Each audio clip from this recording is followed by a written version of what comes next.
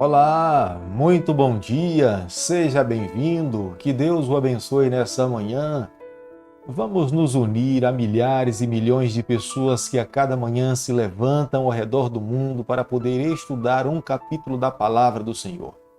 Queremos que ela conduza a nossa vida, queremos que ela seja o nosso primeiro alimento, queremos que ela de fato norteie a nossa caminhada, clamarmos por Deus para que Ele esteja ao nosso lado no decorrer de todo esse dia.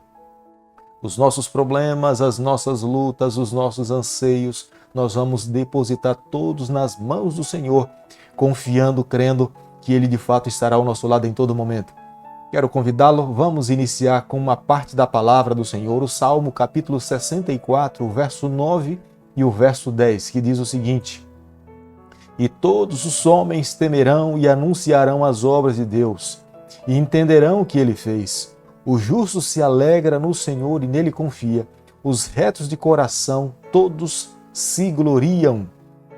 Nós um dia estaremos diante do nosso Salvador. Será um momento fantástico para todos nós, abraçá-lo, tê-lo ao nosso lado por toda a eternidade. Teremos a alegria de poder também encontrar os nossos queridos que um dia foram antes de nós e viveremos ao lado do nosso Deus por toda a eternidade. Todo justo deverá se alegrar na pessoa do Senhor. E é o que nós queremos fazer nesse momento. Entregar nas mãos de Deus todos os nossos anseios, problemas, dificuldades e lutas nas mãos do Senhor, crendo, confiando que Ele irá solucionar todos os nossos problemas. Mas como nós temos um objetivo, que é estudarmos um capítulo da Palavra de Deus a cada manhã, quero convidá-lo porque nessa manhã nós iremos abrir a Bíblia no livro de Números, capítulo 5, o verso 2. Ordena aos filhos de Israel que lancem para fora do arraial todo leproso, todo que padece fluxo e todo imundo por ter tocado em algum morto. Aproximadamente cerca de 2 milhões de pessoas saíram do Egito e estavam indo para a terra prometida por Deus, que era a terra de Canaã, terra que mana leite e mel. Eles estavam marchando confiantes na promessa de Deus, que Deus de fato lhes daria como posse aquela terra que Ele tinha prometido aos seus pais no passado. Deus tinha uma visão holística da vida espiritual, da vida física, da vida moral de um ser humano. Deus não olhava para a vida da nação de Israel apenas numa área da sua vida, mas Deus olhava para a vida da nação de Israel como uma forma completa.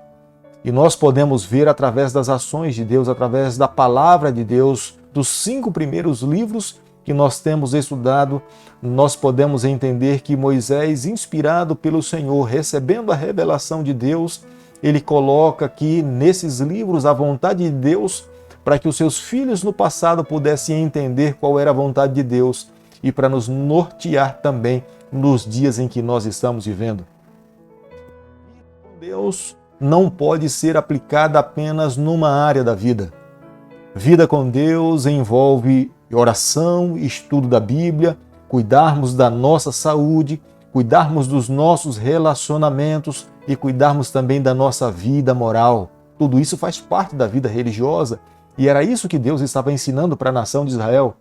Deus não queria que o seu povo tocasse num cadáver, porque ao tocar no cadáver corria o risco de ser contaminado.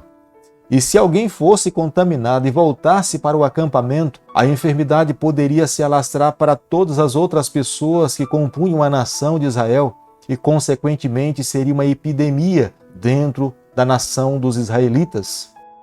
Tendo a certeza de uma coisa, que um dia, quando nós estivermos ao lado do nosso Deus por toda a eternidade, nós não teremos esse tipo de problema, porque lá não haverá morte.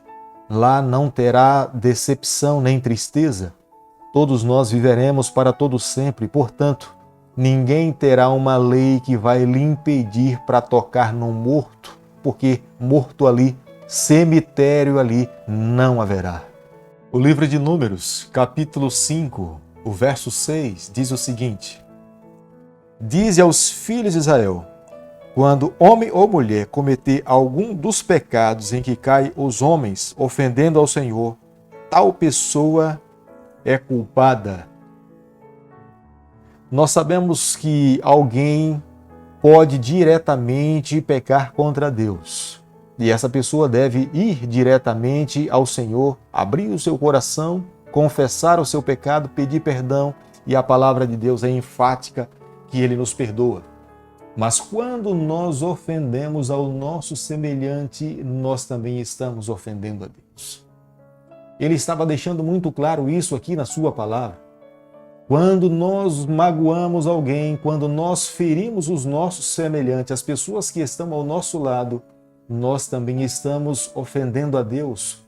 Por isso que é necessário diretamente irmos a Deus, mas é necessário também irmos às pessoas que nós ofendemos. Alguém pode sim diretamente ofender a Deus e exclusivamente só pedir perdão a Deus. Mas quando nós ofendemos as pessoas, é necessário pedir perdão às pessoas e também nos voltarmos para Deus e confessarmos o nosso pecado a Ele e pedirmos perdão por essas faltas. Isso nos faz entender da importância dos nossos relacionamentos nos dias em que nós estamos vivendo. Deus espera que os seus filhos nessa terra vivam como um corpo de Cristo. Nós precisamos viver uma vida unida. Nós precisamos amar a todas as pessoas. Nós não podemos fazer acepção de pessoas porque a visão divina para a raça humana, ela de fato é holística. Deus olha para o ser humano como um todo e Ele espera que nos nossos relacionamentos nós possamos tê-los saudáveis, felizes, para que nós possamos.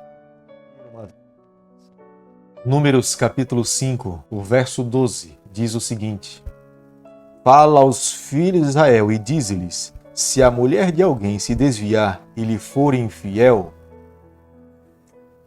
Deus, aqui nessa parte da Bíblia, estava protegendo as mulheres. Ele queria ser o juiz dessa sentença. Naquele período, uma cultura completamente machista, onde os homens dominavam todas as coisas, as mulheres, em alguns momentos, se tornavam um objeto nas mãos dos homens. E Deus não queria que fosse dessa forma. Aqui nós já podemos compreender que o amor de Deus é igual para um homem e para com uma mulher e para com as crianças. Mesmo numa época ou numa cultura onde as mulheres e as crianças eram rejeitadas, o olhar de Deus já era holístico, completo. Ele amava a todos, ele não fazia acepção de pessoas, ele não discriminava nenhuma classe. E nessa parte da Bíblia, Deus estava protegendo as mulheres. Não poderia um homem sozinho condenar uma mulher ou dizer que ela estava em pecado. Deus não permitia que isso acontecesse. Era uma proteção para uma mulher. Um homem ciumento poderia jogar uma calúnia contra uma mulher ou contra a sua própria esposa e levá-la à morte. E Deus aqui estava protegendo. Ele sozinho não poderia fazer isso. Já falo nessa manhã o quanto mal o ciúme tem feito nos dias em que nós estamos vivendo. Quantos casamentos desfeitos, quantos relacionamentos prejudicados. E eu volto a falar para você o que falei inicialmente. O olhar de Deus é um olhar holístico. Ele se preocupa com as nossas emoções, com os nossos sentimentos. Faz parte da nossa vida espiritual com Deus, os nossos relacionamentos com Deus. E ele estava aqui preocupado com algum coração de algum homem, de repente ciumento, poderia condenar a sua esposa à morte de uma forma injusta, sendo que a vida pertencia ao Senhor e Deus não queria que isso acontecesse. Para que uma mulher fosse condenada à morte diante da acusação do seu esposo ou de alguém da sociedade, era necessário que duas testemunhas pegassem flagrante. Não deveria ser uma suspeita, mas deveria de fato ser um flagrante. E quando então era flagrada com duas testemunhas, a sentença de fato final era a morte e o apedrejamento daquela pessoa. Os ritos que nós encontramos no capítulo 5, do verso 15 em diante, era para purificar uma mulher que era inocente e estava sendo acusada de algum ato que ela não tinha cometido. ou para que alguma de fato que tinha se envolvido com o pecado e estava escondendo viesse a revelar, confessar o seu erro. Esse rito nos faz lembrar que se nós mesmos não soubermos lidar como Deus nos orienta que devemos lidar com o pecado, é da mesma forma aquela mulher que era culpada, ela teria que carregar a sua iniquidade. Meus amigos, ao concluirmos nessa manhã o capítulo 5 do livro de Números, nós podemos ver que o nosso Deus é um Deus justo. Ele ama todas as pessoas. O desejo de Deus é que todos os filhos um dia estejam com Ele por toda a eternidade.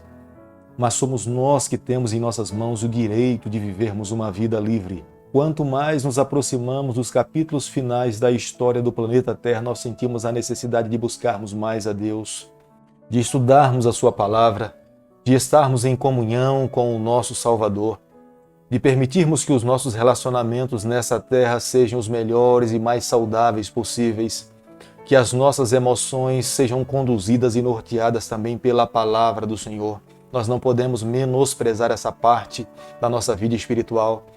Que a nossa busca pela saúde já comece, como nos orienta o livro de Levítico, buscando os melhores alimentos para todos nós, e que a cada manhã a Palavra de Deus seja o nosso primeiro alimento. Vivendo dessa forma, tenho certeza que os olhos do Senhor, que a bênção de Deus estará sobre a nossa vida, para que a cada dia nós vivamos uma vida vitoriosa no Senhor. Querido Pai, nas Tuas mãos nessa manhã nós nos colocamos, nós confessamos as nossas falhas, reconhecemos as nossas limitações. Fica conosco no decorrer desse dia da nossa vida, é o nosso pedido, é a nossa oração, e nós fazemos em nome de Jesus. Que o Senhor te abençoe e te guarde, que Ele faça resplandecer o seu rosto sobre você, que Ele tenha misericórdia de você, que sobre você, nessa manhã, Ele levante o seu rosto e conceda a sua paz, em nome de Jesus. Amém.